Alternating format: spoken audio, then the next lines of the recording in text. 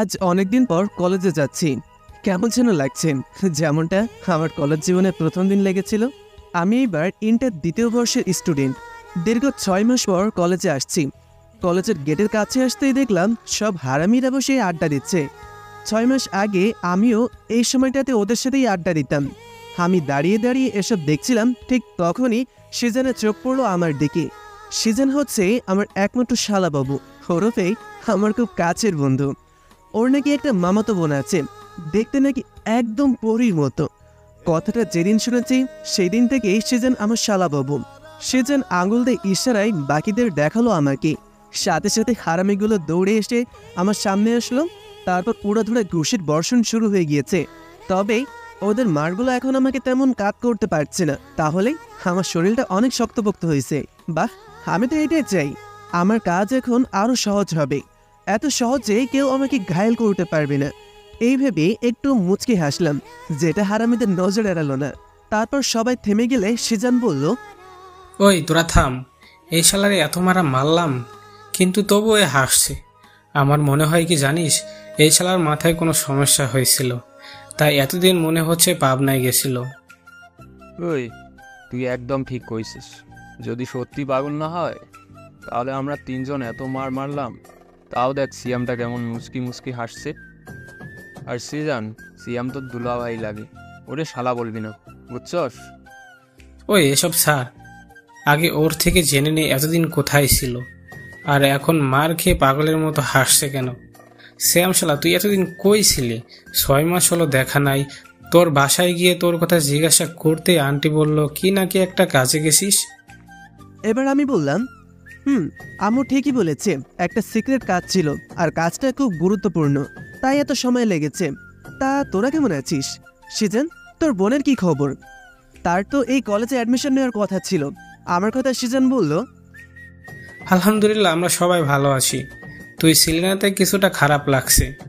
আর আমার মামাতো বোন তুই চলে যাওয়ার সপ্তাহখানেক পরেই এই কলেজে আসছে, এখন এখানেই আমাদের সাথেই পড়ে। তারপর আমি কিছুটা চিন্তিত হয়ে বললাম, ওই তোর বোনদের দেখে রাখিস তো, ওর কারোর সাথে আবার রিলেশন হয় নাই তো? যদি হয় তাহলে ওদের একটারও ছাড়বো না। তোর বোন শুধু আমার, আর তোদের ভাবি। শেষের কথাটা আবিরদের উদ্দেশ্যে বললাম। আরে ভাই, তুই এত চাপ নিস না, ভাবি এখনো তোরই আছে। ভাবির ধারে কাছে কোনো ছেলে ঘেঁচতে দেয়নি। আমাদের ভয়ে এখন কোনো ছেলে ভাবির 10 রাতের ভেতরে আসার সাহস করে না। সত্যি বলছিস? যদি ওর আশেপাশে কেউ আসে তার হাত পা ভেঙে দিবি। সেজান, তোর বোনডে বলিস পর্দা করে চলতেই। আমি চাই আমার বউ পর্দা করুক, কোনো পরপুরুষ, এমনকি তুইও যেন ওকে দেখতে না পারিস। জান্নাত তো ছোট থেকেই পর্দা করে, তাই এই বিষয়ে নিশ্চিত থাক। আমার মামাতো বোন খুব ভালো মেয়ে, তাই তো ওরে আমার ভাবি বানাচ্ছি। ভালো না হলে কি তোরে দিতাম নাকি? এইটা একদম তুই ঠিক বলেছিস। আচ্ছা, আমার বউ কি আজ কলেজ এসেছে? ওরে একবার দেখবো। শুধু তোর মুখে জান্নাতের কথা শুনেছি, তার সামনাসামনি দেখতে চাই। না, সে আসেনি। আর আজ সকাল থেকে খুব জ্বর, তাই আর আসতে পারিনি। আমার বাসায় আসার সময় দেখে আসলাম মা বসে বসে জ্বর পট্টি দিয়ে দিচ্ছে। কি বলছিস? তার খুব জ্বর আর তুই আমার এখন বলছিস? শালা, ইচ্ছে করছে তোরা গাছে সেটা ঝোলাই আর কয়টা রডের বাড়ি মারি। যা, দ্রুত বাইক নিয়ে আয়, আমি জান্নাতকে দেখতে যাব। আমার কথাই আবির বলল, কিন্তু জান্নাত কি তোর সাথে দেখা করবে? সে তো পর্দা করে। এখন ভাবির কাছে তুই নিজেও একজন পরপুরুষ, একটু ভেবে দেখ। সেখানে গেলে কোনো কাজ হবে না, তার সে চল ক্লাসে যাই। চুপ কর, আমার জান্নাতের উপর সম্পূর্ণ বিশ্বাস আছে। আরে, মনের একটা টান আছে না, দেখবি সে ঠিকই আমার সাথে দেখা করবে। সেজান, চল আমার সাথে। আর আবির, তুই ক্লাসে যা। আমি এই বলে সেজানকে সাথে করে ওর বাইকে চলে আসলাম। তারপর বাইক নিয়ে চলে আসলাম সেজানদের বাসার সামনে। দরজার কাছে এসে কলিং বেল চাপার 2 মিনিট পর আন্টি এসে দরজা খুললেন। তারপর সেজানের সাথে আমাকে দেখে সে কি প্রশ্ন, এতদিন কোথায় ছিলাম, আন্টির কথা মনে পড়ে না, আন্টি তো এখন বড় হয়ে গেছে, ইত্যাদি ইত্যাদি। আন্টি আমার ওপর অনেক অভিমান করে আছে, কারণ তার নিজের ছেলে সেজানের চেয়ে তিনি আমাকে ভালোবাসেন। আন্টি একদম আমার মায়ের মতো। অনেকদিন আসেনি তাই আন্টি রেগে আছেন। তবে আন্টির রাগ কী করে ভাঙাতে হয় সেটা আমি খুব ভালো করেই জানি। তাই কিছু ট্রিক্স অ্যাপ্লাই করতেই আন্টির সমস্তটা ঠান্ডা হয়ে গেল। আন্টি আমাকে বসতে বলে চলে গেলেন রান্নাঘরে। আমিও সেই সুযোগে চলে আসলাম জান্নাতের রুমে। রুমে প্রবেশ করতেই দেখি একটা মেয়ে শুয়ে আছে, তার মাথায় জলপট্টি। আমার বুঝতে অসুবিধা হলো না এটাই জান্নাত। আমি বিছানার কাছে গেলাম তাকে এক নজর দেখার জন্য। শালা সে যেন সত্যিই বলতো, ওর মামাতো বোন দেখতে মাশাআল্লাহ অনেক সুন্দর, একদম আমার কল্পনায় একা ছবিটার মতো। আমি শুধু তাকিয়ে আছি ওর ওই মায়াভরা মুখটার দিকে। তাকে এক পলক দেখে হয়েছি পাগল। তাকে ছাড়া এখন আমি বাঁচব কি করে বল? আমি পলকহীনভাবে তাকে দেখছিলাম। হঠাৎ করে কারো মিষ্টি কণ্ঠে আমার ধ্যান ভাঙল। জান্নাত ধীরে ধীরে বলছে, খালামণি, জলপট্টি গরম হয়ে গেছে, একটু ভেজিয়ে দাও না, এই জ্বরটা কমছেই না। আজ কলেজে খুব ইম্পর্টেন্ট ক্লাস ছিল। জান্নাতের জ্বরের তীব্রতা এতটাই বেড়েছে যে আমি সেই কখন থেকে তার রুমে এসে তাকে দেখছি, জান্নাত সেটা বুঝতেই পারেনি।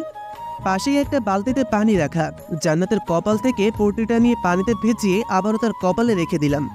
তখনই জান্নাত চোখ মেলে তাকালো আর আমাকে দেখে কেমন করে যেন তাকালো। ঠিক তখনই আমার ফোনে স্যারের কল আসলো। এই স্যারটা আবার কল করার সময় পেল না। ফোন হাতে নিয়ে রুম থেকে বেরিয়ে যাচ্ছিলাম, তখনই আন্টির মুখোমুখি হলাম। আমি ফোনটা নিয়ে সেজানদের বাড়ির ছাদে চলে আসলাম। তারপর ফোনটা রিসিভ করে সালাম দিতে স্যার বললেন, সিয়াম, তোমাদের ওখানেই একটা বড় মিশন আছে। আমি চাই তুমি এই মিশনের দায়িত্বটা নাও, কারণ লোকটা তোমার নিজের। তাই এই কাজটা তুমি করলে অনেকটা সহজ হবে। তুমি কি বলো? জি স্যার, আমি এই মিশনের দায়িত্ব নিতে চাই। আমার নিজের এলাকার মুখোশধারী শয়তানদের ধরতে আমি খুব আগ্রহী। ওকে ইয়াংম্যান, তুমি কাল অফিসে এসে মিশন সম্পর্কিত ফাইলগুলো নিয়ে যেও। এই ফাইলগুলো তোমার কাজ অনেকটাই এগিয়ে দিবে। জি স্যার, আমি কাল সঠিক সময়ে পৌঁছে যাব ইনশাআল্লাহ। আপনি সবকিছু রেডি রাখেন আর বাকি টিম মেম্বারদেরও আসতে বললেন। আচ্ছা, আমি ওদের সবাইকে বলে দিচ্ছি, বাট শুনে রাখো, মিশনটা কিন্তু অতটাও সহজ না। এই কেসের অপরাধী অনেক ক্ষমতাবান, তোমাদের খুব সাবধানে এগোতে হবে। স্যার, কাজের বিষয়ে কাল কথা বলবো। আর স্যার, কাজটা যত কঠিনই হোক আমরা সফল হব ইনশাআল্লাহ। আমাদের কাজই তো রিস্ক নেওয়া। সরি স্যার, আমি একটু বিজি আছি, তাই রাখছি। আল্লাহ হাফিজ। এটা বলেই কলটা কেটে দিলাম। 6 মাস কাজ সেরে কাল বাড়িতে আসলাম। আসতে না আসতেই নতুন মিশন, সেটাও আবার আমাদের এলাকায়। যাক, একদিক থেকে ভালোই হলো, বাড়িতে থেকেই কাজটা করা যাবে। আর আমাদের এলাকায় আমাকে সেভাবে কেউ সন্দেহ করবে না। আমি ফোনটা পকেটে রাখতে সেজান চলে আসলো। তুই এখানে, আর আমি তোরে কখন থেকে খুঁজতেছি। তোর তো আমার বোনের রুমে থাকার কথা, এখানে একা একা কি করছিস? জান্নাতকে দেখে আসছিস? তোর বোনটা সত্যিই অনেক সুন্দর, তারে আমার খুব পছন্দ হয়েছে। আজ থেকে আমি তোর দুলা ভাই, তাই সম্মান দিয়ে কথা বলবি। রাখ তোর দুলাভাই, তুই আমার বন্ধু আছিস, বন্ধুই থাকবি। আমি তোকে দুলাভাই বলে ডাকতে পারবো না। যাক, তাহলে আমার কিছু টাকা বেঁচে গেল। ভেবেছিলাম তুই আমাকে দুলা ভাই বলে ডাকবি, তাহলে তোর প্রত্যেক মাসের এমবি খরচটা আমিই দিব। সেই টাকাটা আর দিতে হচ্ছে না। ওই সামনে থেকে সর, তোর বোনের সাথে আরেকবার দেখা করে আসি। হ্যাঁ যা, আগে ওরে পটা, তারপর ভেবে দেখবো তোরে দুলাভাই ডাকবো কি ডাকবো না। তার আগে তুই আমার শুধু ফ্রেন্ডই থাকবি। ওকে যা, চ্যালেঞ্জ রিকোয়েস্ট পাঠিয়েছিস তো, অ্যাকসেপ্ট করে নিলাম। আল্লাহ চাইলে জান্নাতেরই আমি বিয়ে করব, এটাই কনফার্ম। তারপর সেজান রে পাশ কাটিয়ে ছাদ থেকে নেমে আসলাম জান্নাতের রুমে। এসে দেখি আন্টি ও জান্নাত আমাকে নিয়ে যেন কি বলছে। আমি আসতেই দুজন চুপ হয়ে গেল। জান্নাতের ওই মায়াবী চোখে আমার দিকে তাকালো। আমি আন্টিকে জিজ্ঞাসা করলাম জান্নাতের জ্বর কমেছে কিনা। আন্টি বলল, সকাল থেকে জ্বর বেড়েই চলেছে, কমার কোনো লক্ষণই দেখছি না। ডাক্তার এসে ওষুধ দিয়ে গেছে, কিন্তু তাতে কোনো কাজ হচ্ছে না। আন্টি, আপনাদের বাসায় কি থার্মোমিটার আছে? থাকলে একটু নিয়ে আসুন। আমি এদিকটা দেখছি। আমার কথা মতন আন্টি থার্মোমিটার আনতে চলে গেল। আমি জান্নাতের জলপট্টিটা আবারও ভিজিয়ে দিলাম। সে অবাক চোখে আমাকে দেখছে। আন্টি থার্মোমিটার এনে জ্বর মেপে দেখলো 104-এ উঠে গিয়েছে। আমাদের ট্রেনিংয়ে হঠাৎ বেশি জ্বর হলে কি করতে হবে তা শেখানো হয়েছে। আমি সেজানকে ডেকে কিছু জিনিস কিনে আনতে পাঠালাম। তারপর সেজান গিয়ে সেই জিনিসগুলো নিয়ে আসলে আমি সেগুলো সঠিক পরিমাণে মিশিয়ে একটা ওষুধ বানিয়ে জান্নাতকে খাইয়ে দিলাম। এই পুরো সময়টাতে জান্নাত কোনো কথাই বলেনি, শুধু আমার দিকেই তাকিয়েছিল। আমি চলে আসার সময় তার সাথে চোখে চোখ পড়তেই চোখ মেরে চলে আসছি। পরের দিন সকালে স্যারের কথা মতন অফিসে চলে আসলাম। এসে দেখি আমার সকল সহকর্মীরা সবাই চলে এসেছে। আমার সহকারী মোট 4 জন। আমাকে দেখেই সেলুট জানালো। অতপর তাদের সাথে কিছুক্ষণ মিশনের বিষয়ে কথা বললাম। সকাল 10টায় স্যার আসলেন। তারপর সবাইকে ওনার কক্ষে যেতে বললেন। আমরা সবাই স্যারের কক্ষে গিয়ে বসতেই স্যার বললেন, সবাই শোনো, তোমাদের এবারের মিশন অনেকটা ঝুঁকিপূর্ণ, তাই বেছে বেছে সবার মধ্যে তোমাদের 5 জনকে সিলেক্ট করা হয়েছে। তোমাদের কাজ হচ্ছে অপরাধীর বিষয়ে সকল খবরাখবর সংগ্রহ করা।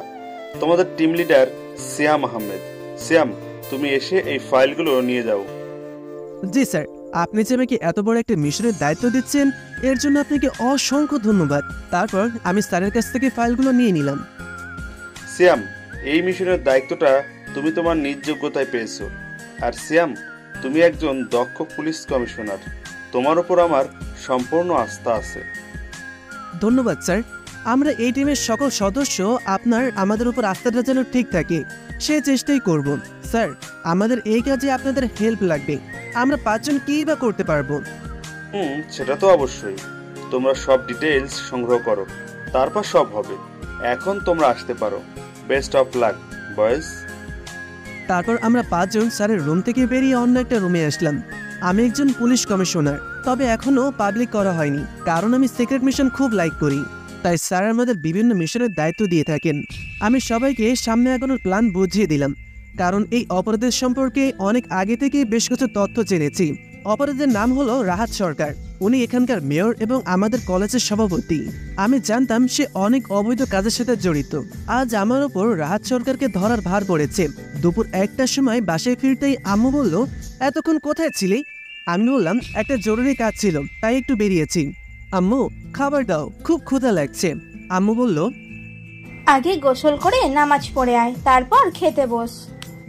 আমি রুমে গিয়ে গোসল করে নিলাম, তারপর নামাজ পড়ে খেতে বসেছি। খাওয়ার মাঝেই ফোনটা বেজে উঠল। মোবাইল স্ক্রিনে তাকিয়ে দেখে সেজান। আল্লাহ, জান্নাতের কাল প্রচণ্ড জ্বর ছিল, তার তো কোনো খবরই নেওয়া হয়নি। ওষুধের জ্বর কমেছে কিনা সেটাই তো জানা হয়নি। ফোনটা হাতে নিয়ে রুমে এসে সেজানকে কল দিলাম। আসসালামু আলাইকুম দুলে ভাই, কেমন আছেন? কাল যে চলে গেলেন, পরে তো আমার বোনের খোঁজটাও নিলেন না। আরে, এ যে দেখে শয়তানের মুখে নেক নাম। কি হলো আজ হঠাৎ দুলাভাই ডাকছিস? পকেটে এমনি ভরে টাকা নাই মনে হচ্ছে। আরে কে বলছে টাকা নাই? দুলাভাই বলছি, এর কারণ হচ্ছে আপনি আমার বোনটারে পটিয়ে ফেলেছেন। সে আজ সকাল থেকে আপনার কথা জিজ্ঞাসা করছে। আপনাকে অনেকবার কল দিলাম, কিন্তু আপনি তো ধরলেনই না। খুব খুশি হয়ে বললাম, কি বলছিস? সে আমার কথা সকালে জিজ্ঞাসা করেছে? আচ্ছা, জান্নাতের কি জ্বর কমেছে? কমবে না মানে? আলবাত কমছে। আমার দুলেভাই নিজ হাতে আমার বোনের জন্য ওষুধ বানিয়ে খাওয়াচ্ছে। জ্বর ওকে তো কমতেই হবে। তেল দিচ্ছিস? এসব তেলমার অফ কর। আর শোন, জান্নাতকে বল আমি কিছুক্ষণ পর তোদের বাসায় আসছি। তোর বিকাশ অ্যাকাউন্ট চেক কর, এই মাসের এমবি খরচ দিয়ে দিলাম। ধন্যবাদ দুলেভাই। আমি তাহলে জান্নাতকে গিয়ে বলি আপনি আসছেন। আল্লাহ হাফেজ, তাড়াতাড়ি আয়। এই বলে কল কেটে দিল। আমিও তাড়াতাড়ি রেডি হয়ে চলে আসলাম সেজানদের বাসায়। আন্টিকে সালাম দিয়ে চলে আসলাম জান্নাতের রুমে। জান্নাত তার ডান হাত ভাঁজ করে কপালে রেখে শুয়ে আছে। দেখে মনে হচ্ছে গভীর মনোযোগ সহকারে কিছু একটা ভাবছে। আমি তার কাছে গিয়ে বিছানার পাশে রাখা চেয়ারটায় বসলাম। তারপর জান্নাতকে বললাম, আসসালামু আলাইকুম, এখন কেমন আছেন আপনি? শুনলাম আপনার জ্বর অনেকটা কমেছে। আমার কথা শুনে জান্নাত বলল, ওয়ালাইকুম আসসালাম। আমি আলহামদুলিল্লাহ এখন অনেকটাই সুস্থ। আপনাকে অনেক ধন্যবাদ। ডক্টর যে ওষুধগুলো দিয়েছিল তাতে কোনো কাজ হয়নি। তারপর আপনি যে ওষুধগুলি দিলেন সেটা খাওয়ার কিছুক্ষণ পরে জ্বর অনেকটাই কমে গেছে। আচ্ছা, সিজান ভাইয়া বলল আপনি বাণিজ্য বিভাগে পড়াশোনা করেন, তাহলে এমন ওষুধ বানানো কিভাবে শিখলেন? এই কাজের বিষয়ে আমাকে ট্রেনিং দেওয়া হয়েছে, আর এতে ধন্যবাদ দেওয়ার কিছুই নেই, এটা তো আমার কর্তব্য ছিল। তারপর আমি জান্নাতকে জিজ্ঞাসা করলাম, আচ্ছা আপনি কোন বিভাগে পড়াশোনা করছেন? আমি আপনার ক্লাসমেট, আপনার সাথে বাণিজ্য বিভাগে অ্যাকাউন্টিং নিয়ে পড়ছি। আমার অ্যাকাউন্টিং পড়তে খুব ভালো লাগে। জান্নাতের কথাই আমি একটু মুচকি হেসে মনে মনে বললাম, বাহ, আমার হবু বউটা দেখি আমার মতোই অ্যাকাউন্টিং পছন্দ করে। একেই তো বলে সেম মাইন্ড লেভেলে। ইনশাল্লাহ জান্নাতকে পেলে আমার জীবন সুখেই কাটবে মনে মনে বললাম। ও, তাহলে তো ভালোই হলো। অ্যাকাউন্টিংয়ে আমি অনেকটাই দুর্বল, আপনার কাছ থেকে কিছুটা হেল্প নেওয়া যাবে? এই, আমার সাথে একদম মিথ্যা বলবেন না। যারা মিথ্যা বলে আমি তাদের অপছন্দ করি। আমি জানি আপনি অ্যাকাউন্টিংয়ে এখনকার কলেজে সবার থেকে বেস্ট। সরি, আমি আর মিথ্যা বলবো না। আচ্ছা, আপনি বললেন আপনি নাকি মিথ্যাবাদীকে অপছন্দ করেন, তাহলে কি আমি এটাই ধরে নিব আপনি আমাকে পছন্দ করতে চান? জান্নাত আমার কথায় মাথা নিচু করে মুচকে হাসল। তার ওই হাসির ঝলক তীরের মতন এসে আমার মনে কড়া নাড়ল। তার মানে জান্নাত আমাকে সত্যিই পছন্দ করে। উফ, খুশিতেই আমার মনটা নাচানাচে শুরু করে দিছে। তারপর জান্নাতের সাথে কিছুক্ষণ কথা বলে বাসায় ফিরে রাহাত সরকারের ফাইলগুলো দেখতে লাগলাম। রাহাত সরকার একজন বড় মাপের খেলোয়াড়। গোটা ঢাকা শহরের ড্রাগস রাহাত সরকারের একার হাতে সাপ্লাই করে। তার নামে 2টো ধর্ষণ মামলা, 6টা মার্ডার, ড্রাগস সাপ্লাই সহ আমাদের কলেজ থেকে বিভিন্ন সময় নিখোঁজ হওয়া 7 জন ছাত্রী ইন্ডিয়া পাচারের মামলা রয়েছে। এইসব কেসের ডিটেলস স্যারের দেওয়া ফাইলে আছে। রাহাত সরকার, তোর জন্য যে কি ভয়াবহ শাস্তি অপেক্ষা করছে তুই সেটা কল্পনাও করতে পারবি না।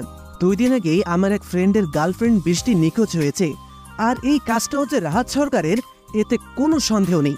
আমার ফ্রেন্ড বৃষ্টিকে পাগলের মতন ভালোবাসে। আমি ফাইলগুলো ভালোভাবে দেখে নিলাম। তারপর আমাদের সিক্রেট টিমের 4 জনকে এক রেস্টুরেন্টে আসতে বললাম। বিকেল 5টার সময় রেস্টুরেন্টে এসে দেখি সবাই এসে গিয়েছে। আমিও গিয়ে সেই টেবিলে বসলাম। স্যার, আমাদের কি করতে হবে বলুন? আমরা এই কেসটাই খুবই এক্সাইটেড। এটাই আমাদের 4 জনের প্রথম মিশন, তাই একটু বেশি এক্সাইটিং লাগছে। শোনো, আমাদের খুব সাবধানে কাজ চালিয়ে যেতে হবে। রাহাত সরকার খুবই ডেঞ্জারাস ক্রিমিনাল। তোমাদের মধ্যে 2 জন ওর গ্যাংয়ে ঢুকে যাও, তারপর রাহাত সরকারের কর্মকাণ্ডে নজর রাখো। আর রাতুল, তুমি আমার সাথে থাকবে। কাল আমাদের কলেজে অ্যাডমিশন নিবে। প্রিন্সিপাল স্যারের সাথে আমার অনেক ভালো সম্পর্ক, তাই কোনো প্রবলেম হবে না। রাহাত সরকার আমাদের কলেজের কমিটির সভাপতি, তাই কলেজের অনেকেই তার সঙ্গে কাজ করে। আর বাকি একজন অপরাধের বায়োগ্রাফি সংগ্রহ করো। এই কাজটা আমি দ্রুত শেষ করতে চাই। মিশনটা শেষে আমি আর সিক্রেট মিশনে যাব না। এখানকার পুলিশ কমিশনার হয়ে প্রকাশ্যে অপরাধীদের পাকড়াও করব। ইয়েস স্যার, আমি কাল সময় মতো কলেজে গিয়ে আপনার সাথে দেখা করব। মুনাফ আর আরিয়ান, তোমরা রাহাত সরকারের গ্যাংয়ে ঢুকে খোঁজ নাও। রনি, তুমি রাহাত সরকারের বায়োগ্রাফি সংগ্রহ করবে। রাতুলের কথায় সবাই সম্মতি জানালো। রাতুল ওদের 3 জনের সিনিয়র অফিসার। তারপর আমাদের সবাইকে বাসায় যেতে বললে আমিও বাসায় ফিরলাম। মিশনটা কমপ্লিট করেই ভাবছি জান্নাতকে বিয়ে করে নিব। তাকে দেখার পর থেকে সে সবসময় আমার মনের মধ্যে ঘুরঘুর করে। সবার স্বপ্ন লাভ ম্যারেজ, আর আমার স্বপ্ন সবার বিপরীত। তার মানে বোঝাচ্ছি ম্যারেজ লাভ। লাভ ম্যারেজে পাপ হলো, ম্যারেজ লাভে হয় না। তাই আমার এই বিপরীত সিদ্ধান্ত। পরের দিন সকালে কলেজে গিয়ে বন্ধুদের সাথে আড্ডা দিচ্ছি। কিছুক্ষণ পর দেখি রাতুল আমাদের দিকেই এগিয়ে আসছে। রাতুল আসলে আমি তাকে আমার সব বন্ধুদের সাথে পরিচয় করিয়ে দিলাম। ওদের বলছি রাতুল আমার ফ্রেন্ড। রাতুল আজ থেকে আমাদের সাথে এই কলেজেই পড়বে।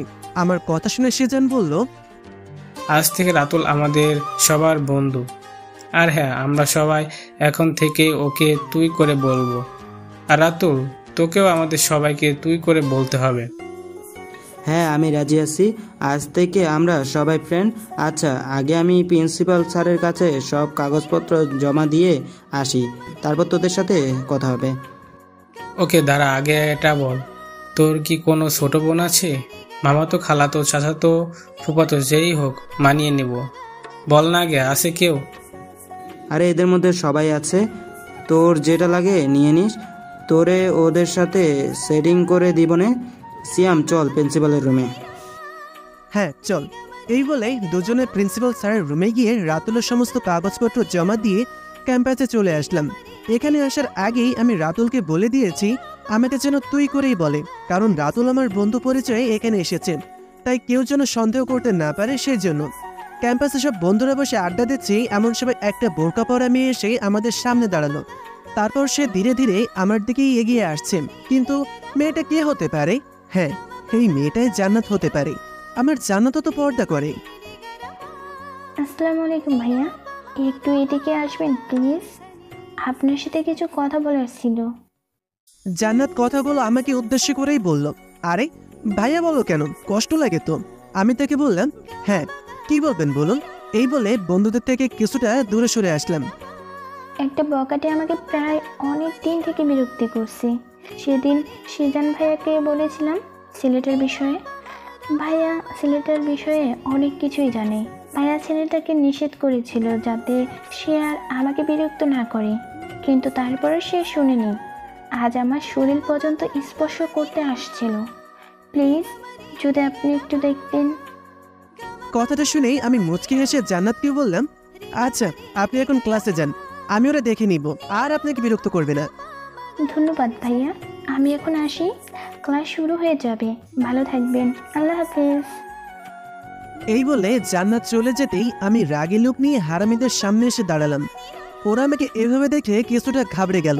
তারপর সিজান বলল, কি হয়েছে দুলাভাই, তুই ওভাবে রেগে আমাদেরকে কেন দেখছিস?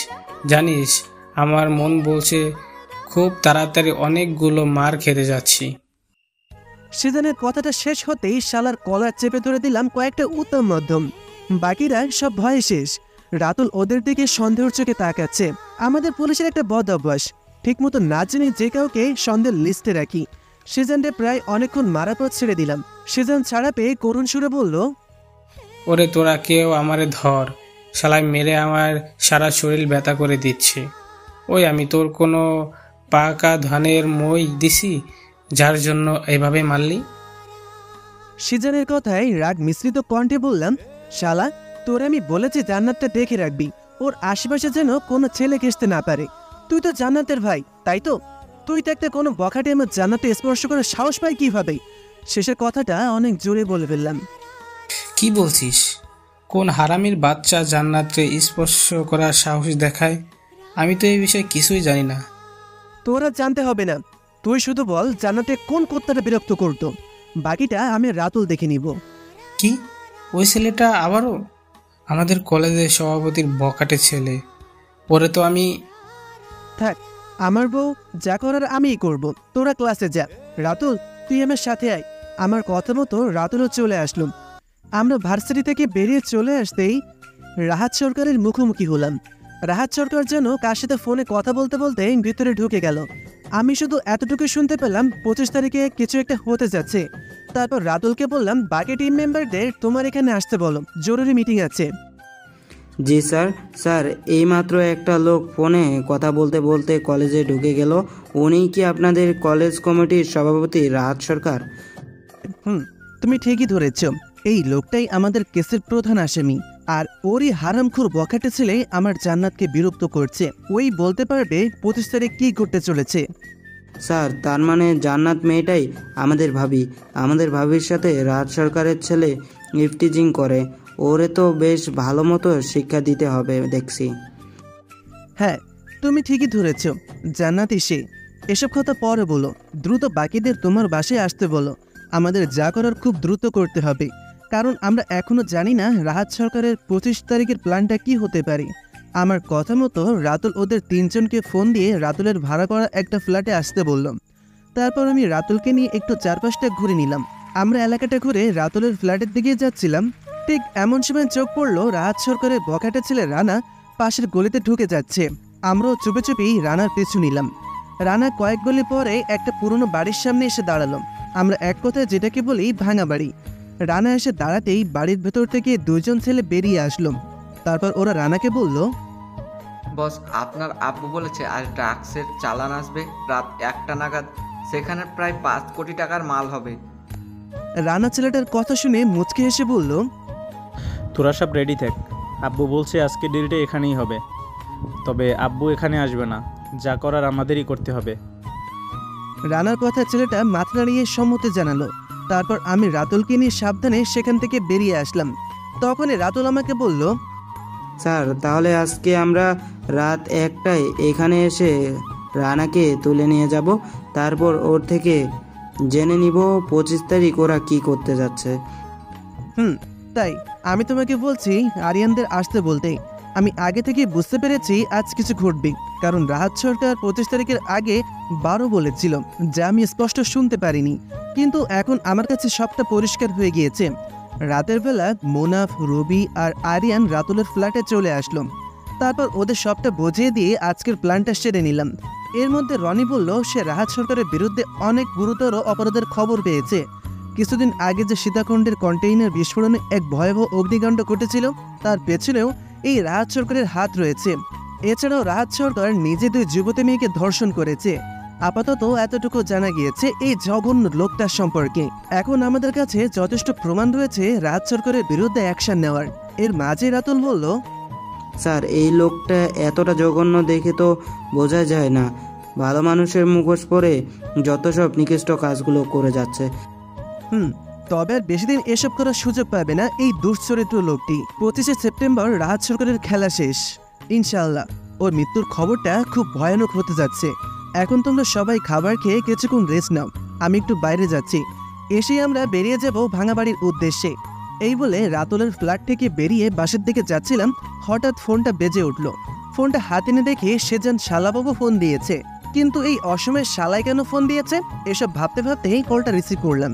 হ্যাঁ শালাবাবু বলো, এখন কেন ফোন দিয়েছিস? আমি একটু বিজি আছি, যা বলতে চাস তাড়াতাড়ি বল। ওই তোর বিজি জান্নাতকে এসে শোনা। জান্নাত আমারে বলছে তোরে ফোন করে আমাদের বাসায় আসতে বলতে। কি বলিস? জান্নাত বলেছে? তো কথাটা আগে বলতে পারতি না?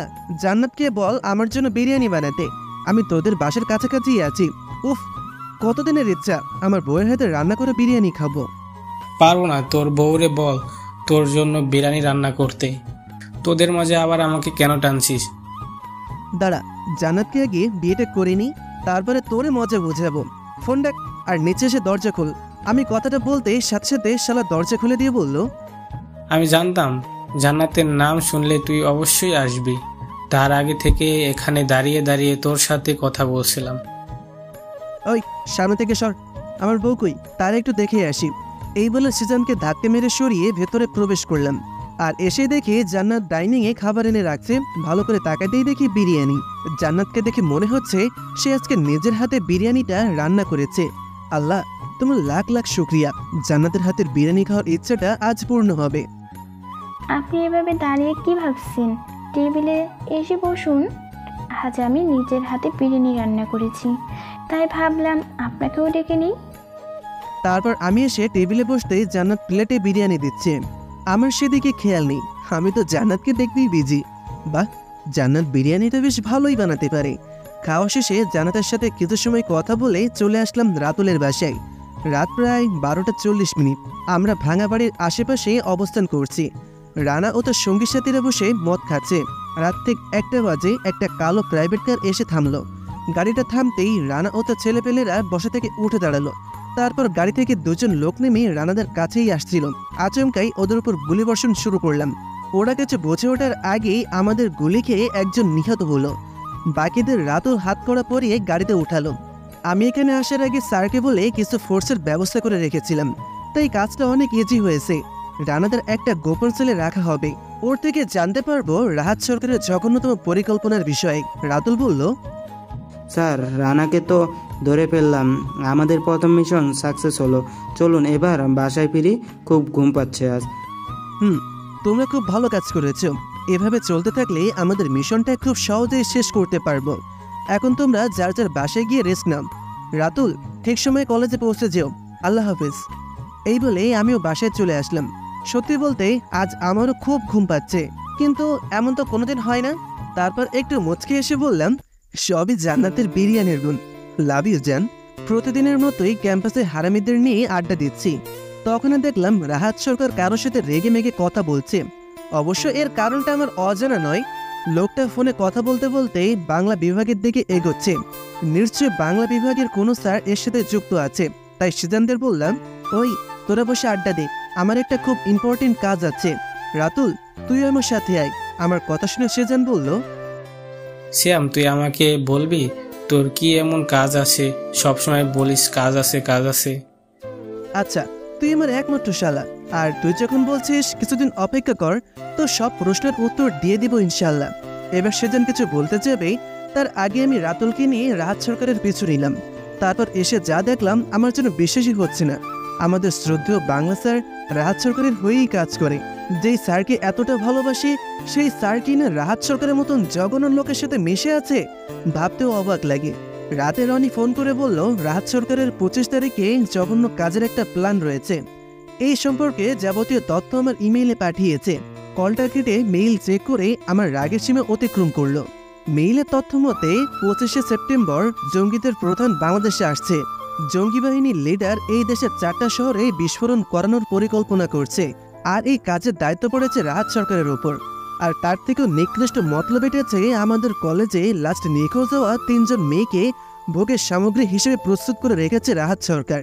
তাদের মধ্যে আমার বন্ধুর গার্লফ্রেন্ড বৃষ্টিও আছে। এবার আমার মেজাজটা অনেক বিগড়ে গেল। সাথে সাথে রাতুলকে ফোন দিয়ে সবটা বুঝিয়ে বললাম। ওকে বললাম বাকিদের সবসময় প্রস্তুত থাকতে বলো, আর রানার থেকে জেনে নাও ওদের লোকসংখ্যা কত হতে পারে, তাছাড়া তাদের কাছে কোন ধরনের অস্ত্র আছে সব বের করো। আমি এ বিষয়ে স্যারকে জানাচ্ছি। এই বলে কলটা কেটে আবার স্যারের নাম্বার ডায়াল করলাম। হ্যাঁ শ্যাম, তোমাদের কাজ কত দূর? আমি চাই তোমরা মিশনটা একটু দ্রুত শেষ করো। যে কোনো সাহায্য লাগলে আমাকে বলতে পারো, যতটুকু সম্ভব হেল্প করার ট্রাই করব। স্যার, কাজ প্রায় শেষের দিকে, এখন শুধু 25 সেপ্টেম্বরের অপেক্ষা। তারপর স্যারকে রাহাত সরকারের প্ল্যান সম্পর্কে সবটা খুলে বললাম। স্যার সবটা শুনে খুব উত্তেজিত হয়ে বললেন, কি বলছো রাহাত? সরকারের জঙ্গিদের সাথেও যোগাযোগ রয়েছে? শোনো, জঙ্গি লিডার যেন কোনোভাবেই বেঁচে ফিরতে না পারে। যা হবে আমি সামলে নিব, একটাকেও বাঁচতে দিও না। এরা দেশের শত্রু, আর দেশদ্রোহীদের শাস্তি একটাই, মৃত্যুদণ্ড। ধন্যবাদ স্যার, আমিও এমনটাই চাইছিলাম। আপনি কিছু স্পেশাল ফোর্সের ব্যবস্থা করুন, আমি আপনাকে বললেই তাদেরকে এখানে পাঠিয়ে দিবেন। আচ্ছা, আমি ওপর থেকে কিছু স্পেশাল অফিসার আনার ব্যবস্থা করছি তোমাদের জন্য। শুভকামনা রইল। এখন রাখছি, আল্লাহ হাফেজ। জি স্যার, আল্লাহ হাফেজ। স্যারের সাথে কথা বলা শেষ করে কম্পিউটারের সামনে এসে বসলাম। তারপর জঙ্গি লিডার জিসানের সম্পর্কে কিছুক্ষণ ঘাটাঘাটি করে অনেক কিছুই জানতে পারলাম। জিসানের জন্য বাংলাদেশি, ছোট থেকেই বিভিন্ন অপরাধের সাথে জড়িয়ে পড়ে জিসান। তারপরে নিজের একটা গ্যাং তৈরি করে নেয়, ধীরে ধীরে হয়ে ওঠে জঙ্গি বাহিনীর লিডার। জিসান এখন তার দলবল নিয়ে যুক্তরাষ্ট্রে অবস্থান করছে। আমেরিকার কিছু দাগি আসামিদের সাথে হাত মিলিয়ে বাংলাদেশের বিরাট ক্ষতি করার পরিকল্পনা করছে। কিন্তু এবার আর বাংলাদেশে এসে যুক্তরাষ্ট্রে ফিরতে পারবি না তুই জিসান। তোর মতন দেশদ্রোহীকে আমি নিজ হাতে সযত্নে উপরে পাঠাবো ইনশাআল্লাহ। মাথাটা কেমন যেন ব্যথা করছে, তাই কম্পিউটার অফ করে ঘুমানোর চেষ্টা করছি। এমন সময় অচেনা নাম্বার থেকে কল আসলো। আমি যেহেতু পুলিশ কমিশনার, সেহেতু কলটা রিসিভ করে নিলাম। হয়তো কোনো অফিসার কল দিয়ে থাকবে, কিন্তু আমার ধারণা সম্পূর্ণই ভুল ছিল। ওপাশ থেকে জান্নাতের মিষ্টি কণ্ঠ ভেসে আসলো। জান্নাত এত রাতের নিচ থেকে ফোন করেছে, তাতে আমি খুব অবাক হলাম। আসসালামু আলাইকুম, সরি এত রাতে বিরক্ত করার জন্য। আজ কেমন যেন আপনার সাথে কথা বলতে খুব ইচ্ছে করছিল, তাই। ওয়ালাইকুম আসসালাম। আর হ্যাঁ, আমি একটুও বিরক্ত হইনি, কিন্তু জানেন আমার এখনো বিশ্বাস হচ্ছে না আপনি আমাকে ফোন করেছেন। আচ্ছা, আজ হঠাৎ আমার সাথে কথা বলতে কেন ইচ্ছে হলো জানতে পারি? কেন জানি না, কথা বলতে খুব ইচ্ছে করছিল, কিন্তু কেন এমন হচ্ছে বলুন তো। আমি সবটাই জানি। শিরজান ভাইয়া আপনার কথা সব বলেছে। সত্যি বলতে আমারও আপনাকে খুব ভালো লাগে। তাই? তাহলে চলো না বিয়ে করে ফেলি। সেই দিন যখন তোমাকে প্রথম দেখলাম, তোমায় দেখার পর থেকে সবসময় শুধু তোমার ওই মায়াবী মুখটার কথাই মনে পড়ে। সেদিন আগে আমাকে বলেছে ওর মামাতো বোন, মানে তুমি দেখতে খুব সুন্দরী। সত্যি বলতে তুমি সত্যিই খুব সুন্দরী। জান্নাত লজ্জায় চুপ করে আছে। তারপর জান্নাতের সাথে আরো কিছুক্ষণ কথা বলে ঘুমিয়ে গেলাম। কি জান্নাত মুচকি হেসে আমার মুখের কাছে এগিয়ে আসছে। আমার কেমন যেন আনইজি লাগছে। জান্নাত তার হাত দিয়ে আমার মাথা টেনে তুলে তার খুব কাছে নিয়ে আসলো। আমার নজর তার গোলাপি ঠোঁটের দিকে। যে যার ঠোঁট এক হতে যাবে তখনই ঘুমটা ভেঙে গেল। ও শিট, তাহলে আমি স্বপ্ন দেখছিলাম। উঠে ফ্রেশ হয়ে বেরিয়ে পড়লাম সিক্রেট সেলের উদ্দেশ্যে, যেখানে রানাদের আটকে রাখা হয়েছে। প্রায় 15 মিনিট পর সেখানে পৌঁছে দেখি রাতুল রানাকে মেরে তার থেকে জিসানের বিষয়ে জানার চেষ্টা করছে। রানা খুব জেদি, জিসানের বিষয়ে কোনো তথ্যই দিচ্ছে না। আমাকে আসতে দেখে রাতুল আমার কাছে এসে বলল, স্যার রানা কিছুই বলছে না, কারেন্টের হিট দিলাম তবুও হচ্ছে না। এবার নাইকো টেস্ট করা ছাড়া আর কোনো উপায় দেখছি না। তাহলে আর দেরি না করে এক্ষুনি রনিকে আসতে বলো। রনি একজন খুব ভালো ডাক্তার, আর ওকে আমি দেখেছি আমার জান্নাতকে বিরক্ত করতে। আমার কথা মতো রাতুল রনিকে আসতে বলল, আর আমি চলে আসলাম রানার কাছে। তারপর পাশে থাকা লাঠি নিয়ে কয়েক ঘা দিলাম। লোক বলে বাঘে ছিল 18 ঘা আর পুলিশে ছিল 36। রানার এখনকার অবস্থা ঠিক এই রকম। ঘন্টাখানেক পর রনি এসে রানার লাইট টেস্ট করার জন্য সবকিছু রেডি করে নিল। তার কিছুক্ষণ পর লাইট টেস্ট করতেই রানা এতক্ষণ যেই কথাগুলো লুকিয়ে রেখেছিল সবটা গড়গড় করে বলে দিল। রানা বলল জঙ্গি লিডার জিসান তার সাথে আরও একজন বাংলাদেশে এসেছে। অবাক করার বিষয় হচ্ছে ওরা দুইজনই আসছে, সাথে কোনো ছেলেপুলে আনছে না। এটা কেমন যেন রহস্যজনক।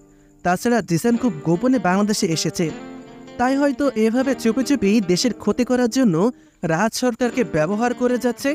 কিন্তু সেখানে রাহাত সরকার থাকবে কড়া পাহারায়। এমনিতেই রাহাত সরকার এলাকার একজন বিশিষ্ট ব্যক্তি হিসেবে পরিচিত, তাই তার নিরাপত্তা অনেকটাই হার্ড থাকে। আর তার সাথে ওর ছেলেপেলেও থাকবে, তাদের সবার কাছে আছে রিলোড গান। স্যারকে ফোন দিয়ে জানানোর পর স্যার বললেন, সিয়াম, আমি তোমাকে প্রথমেই বলেছিলাম কেসটা খুব জটিল, তবে তোমার উপর আমার সম্পূর্ণ বিশ্বাস ছিল। তুমি এই কাজটা করতে পারবে, আর তুমি কাজে অনেকটাই সফল। শোনো, রানা যেখানে আছে সেখানে থাক। ওর পেট থেকে আরও অপরাধের তথ্য বের করা যাবে। বারবার বলছি, খুব সাবধানে কাজ করবে। জঙ্গি লিডার জিসান কিন্তু খুব ডেঞ্জারাস ক্রিমিনাল। জি স্যার, আমি জিসানের সম্বন্ধে কিছু সময় খোঁজ খবর করি, তারপরে জানতে পারি ওর এই জঘন্য প্ল্যানের বিষয়। আপনি শুধু আমাদের সাপোর্ট দিবেন স্যার, ইনশাআল্লাহ। তাহলে মিশনটা খুব দ্রুতই শেষ করতে পারবো। আমার সাপোর্ট সর্বদাই পাবে। শুধু এমন কিছু করো না যেটা ঘটলে আমার কিছুই করার থাকবে না। স্যার, আমি এমন কিছু করব না যার জন্য এমনটা হতে পারে। আপনি এই ব্যাপারে নিশ্চিত থাকুন। স্যার, এখন কলেজ টাইম হয়ে গিয়েছে, রাখছি। আল্লাহ হাফেজ। স্যারের সাথে কথা বলে রাতুলকে নিয়ে চলে আসলাম কলেজে। সকালে কিছুই খাওয়া হয়নি, তাই ক্ষুধা পেয়েছে। রাতুল আর আমি ক্যান্টিনে বসে খাবার খাচ্ছি, এমন সময় লক্ষ্য করলাম একটা মেয়ে আমাদের দিকে তাকিয়ে আছে। বোরকার সাথে হিজাব পরা, শুধু চোখটাই দেখা যাচ্ছে। আমি তার চোখে চোখ রেখে চোখ মারলাম। মেয়েটি লজ্জায় অন্যদিকে তাকালো। এই মেয়েটি আর কেউই না, আমার ক্রাশ জান্নাত। খাওয়া শেষে মেসেজ আসলো, জান্নাত বলেছে তাকে নিয়ে ঘুরতে যেতে। আজ নাকি তার ক্লাস করতে ভালো লাগছে না। আমি এখন কি করি? আজ পর্যন্ত কখনো কোনো মেয়েকে নিয়ে ঘুরতে যাইনি, তাই কেমন যেন লজ্জা লজ্জা লাগছে। আমার এমন বিহেভ দেখে রাতুল বলল, স্যার, আপনাকে দেখে কেমন যেন চিন্তিত মনে হচ্ছে। আপনি কি এই মিশনের বিষয়ে চিন্তিত? না রাতুল, এটা আমার পার্সোনাল। আচ্ছা, তুমি একটু এই দিকটাই খেয়াল রেখো। আমি আজ ক্লাসে যাব না। ওকে স্যার, আপনি যান। আমি তাহলে ক্লাসে যাচ্ছি, কোনো প্রয়োজন হলে আপনাকে জানাবো। যাও। এই বলে ক্যান্টিন থেকে বেরিয়ে চলে আসলাম। জান্নাত তো আমার পেছন পেছন চলে আসলো। আমরা কলেজ থেকে বেরিয়ে দুইজন পাশাপাশি হেঁটে চলেছি। আমার খুব লজ্জা লাগছে। এই প্রথম কোনো মেয়ের সাথে এতটা ক্লোজ হয়েছি। কলেজ থেকে কিছুটা দূরে একটা সুন্দর পার্ক আছে। আমি আর জান্নাত পার্কে এসে পুকুর পাড়ে থাকা একটা বেঞ্চে বসলাম। আমাদের মধ্যকার দূরত্ব প্রায় 2 হাত। এই শুনছেন, এভাবে একা একা কি ভাবছেন? আমি কি এখানে কিছু সময় নীরবতা পালন করতে আসছি? না, তা হবে কেন? আমরা তো আসছি। আরে তাই তো, আমরা কেন আসছি এখানে?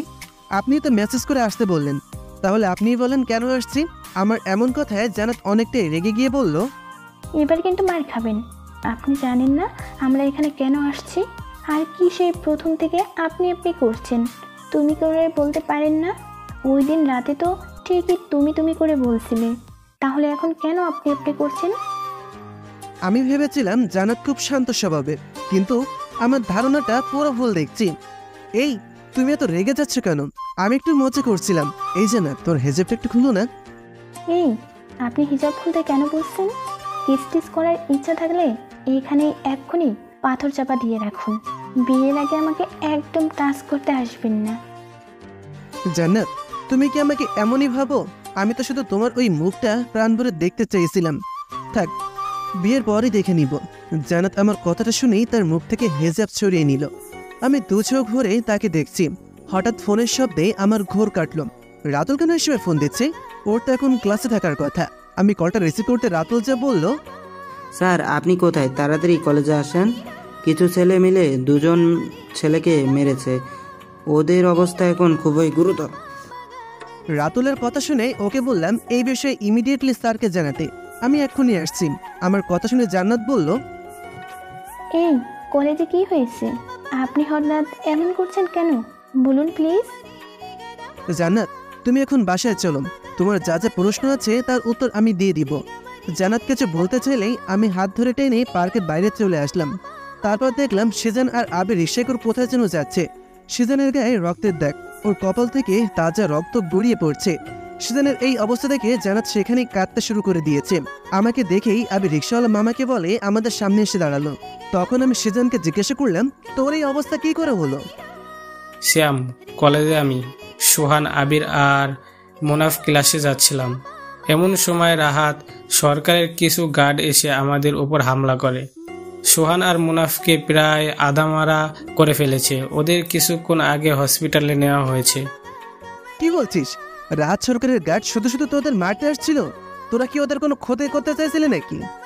আরে না, আমরা আবার রাহাত সরকারের কি ক্ষতি করব? ওর তো কোনো মেয়ে নেই যে তার সাথে লাইন মারবো।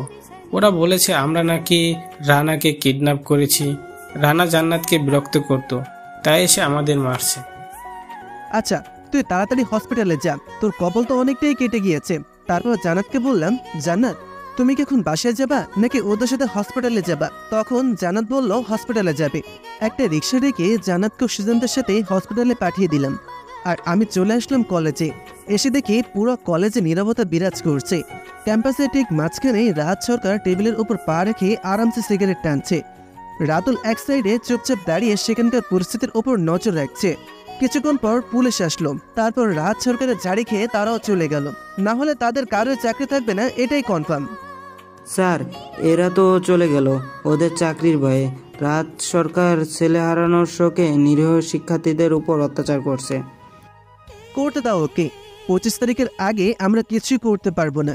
এখন কিছু করতে গেলে জঙ্গি লিডার জিসান আমাদের ধরাছোঁয়ার বাইরে চলে যাবে। আমার বন্ধুদের এভাবে মারার পর রাহাত সরকার খুব তাড়াতাড়ি পেতে চলেছে। তারপর আমরা বাইক নিয়ে চলে আসলাম আগারগাঁও হসপিটালে। এসে দেখি জান্নাত কেবিনের বাইরে রাখা চেয়ারে বসে কি যেন ভাবছে। তার থেকে কয়েক চেয়ার দূরত্ব বজায় রেখে আবির বসে ফোন চাপছে। রাতুল চলে গেল আবিরের কাছে। আমি জান্নাতের পাশের চেয়ারটা এসে বসলাম। জান্নাত এদিকে ফিরে আমাকে দেখতেই বলল, এই শ্যাম, বলো না, তুমি আমি এইখানে আসার কিছুদিন আগে কোথায় গিয়েছিলে?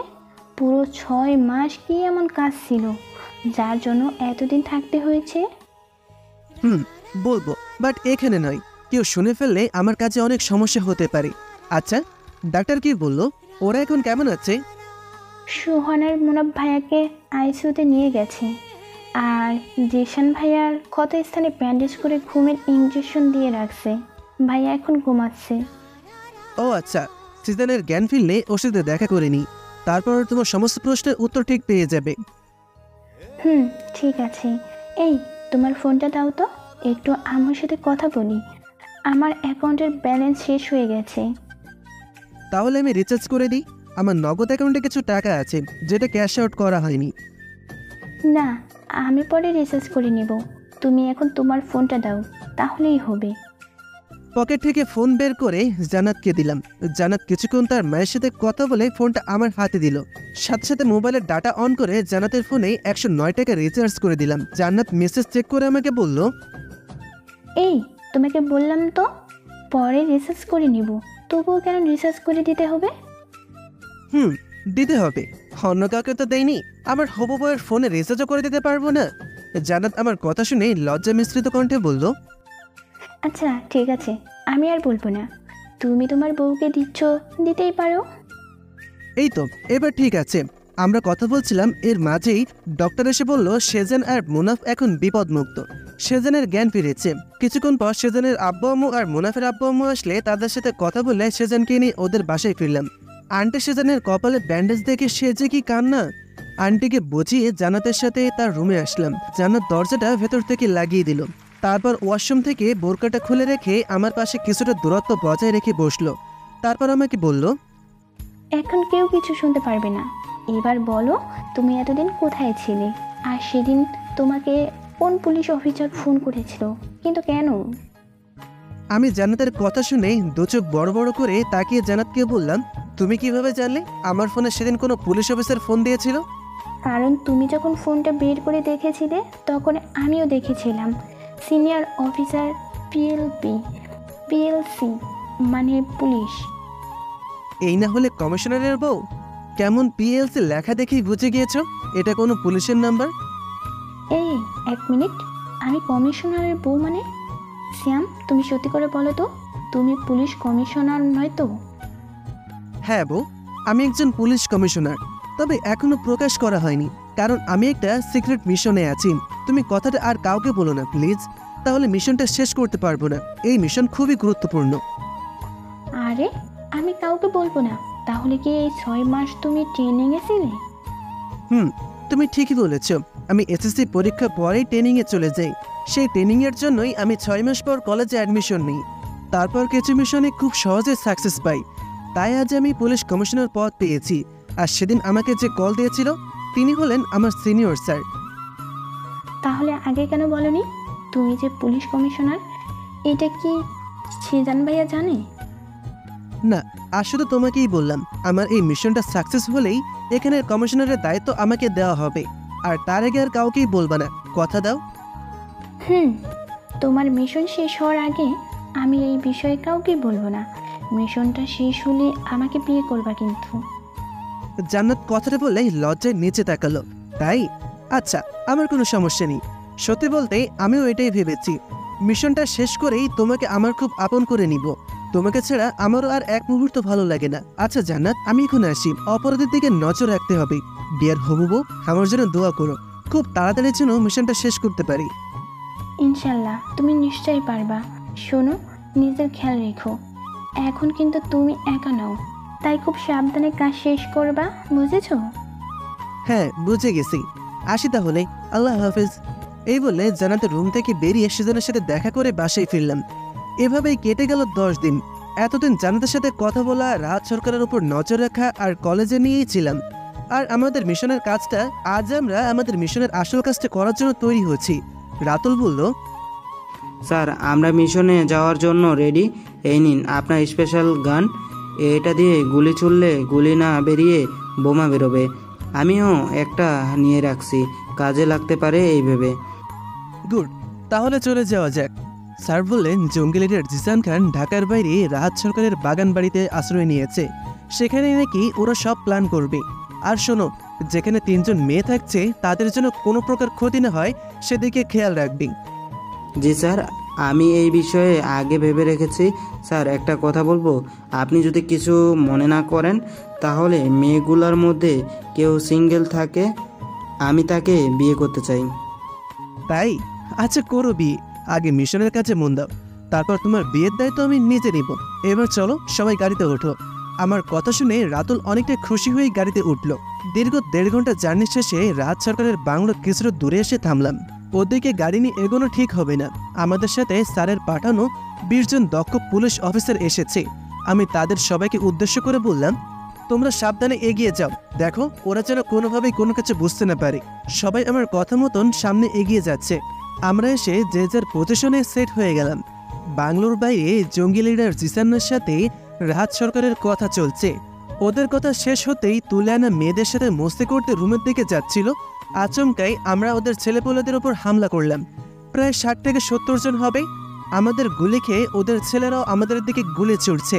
আমি সেই স্পেশাল গুলিটা বের করে একসাথে থাকা 3 জনকে উড়িয়ে দিলাম। জিসানটা হয়তো ভাবতেও পারেনি ওদের সুখের রাজ্যে আমরা এসে জ্বলে উঠব। দুজনের মুখেই ভয়ের চাপ। আমরা একে একে রাহাতদের প্রায় সব ছেলেদের মেরে ফেলেছি। আমরা স্পেশাল টিমের সদস্য, তাই আমাদের কাছে জঙ্গি মারার পারমিশন আছে। ভালোই চলছিল, হঠাৎ রাতুলের চিৎকারের শব্দে পেছনে তাকাতেই দেখি রাতুলের হাতে গুলি লেগেছে। যে ছেলেটা রাতুলকে গুলি করেছে আমি তার মাথা ত্যাগ করে গুলি ছিলাম। সাথে সাথে মাথার খুলি উড়ে গেল। রাতুল সেই মেয়েগুলোকে ছাড়ানোর জন্য গিয়েছিল। তাদের মধ্যে থেকে একজন দৌড়ে এসে রাতুলের হাত ধরল। আমিও বুঝে নিলাম রাতুল তার বউ পেয়ে গিয়েছে। ওদিকে রাহাত সরকার আর জিসান পালাতে গেলে স্পেশাল গানের গুলি জিসানের মাথায় তাক করে বোম ছুড়লাম। জঙ্গি লিডারের দেহটা ওখানে ছিন্ন ভিন্ন হয়ে গেল। ততক্ষণে রনিরা রাহাতকে ধরে ফেলল। তারপর রাতুলকে হসপিটালে পৌঁছে দিয়ে বৃষ্টি ও অন্য 2 জনকে বাসায় পৌঁছে দিলাম। রাতুলকে ছেড়ে সেই মেয়েটি যেতেই চায়নি। আমি তাকে বলেছি রাতুলের সাথেই তোমার বিয়ে দিব, এখন বাসায় যাও।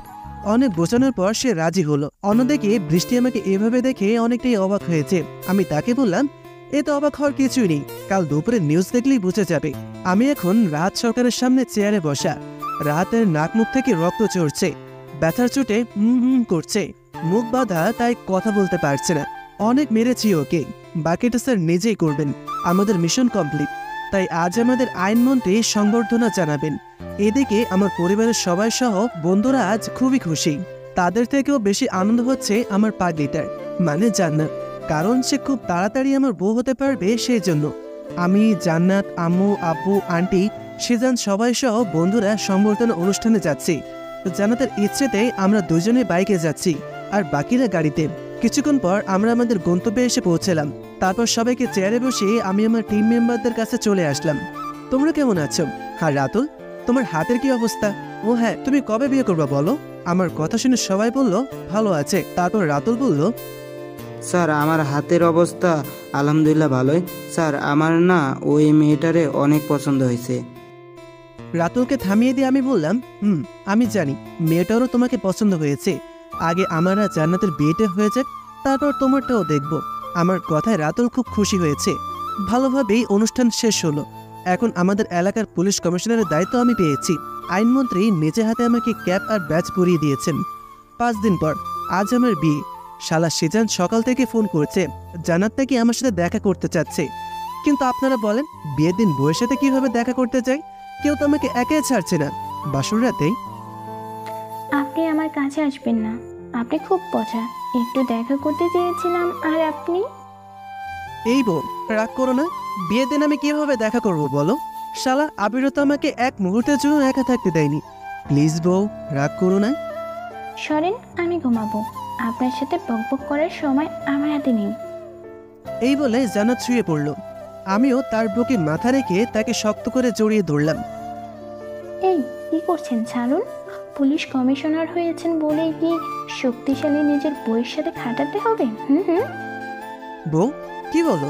পুলিশ কমিশনারের শক্তি নিয়ে তোমাকে চেপে ধরলে আমার বউটা যে মরেই যাবে। এই শোনো না প্লিজ, তুমি খুব ভারী, আমার শরীরের ছোট্ট ছোট হাড় ভেঙে যাবে। প্লিজ চলো। আমি জান্নাতের কথায় মুচকি হেসে তার কপালে একটা চুমু দিলাম। এতে জান্নাত কিছুটা কেঁপে উঠল। তারপর আমি জান্নাতের ওই মিষ্টি ঠোঁট জোড়া আমার দখলে করে নিলাম। এভাবেই দুজনে হারিয়ে গেলাম ভালোবাসার পরম আবেশে। পুরো গল্পটা কেমন লাগলো জানাতে ভুলবেন না। আল্লাহ হাফেজ।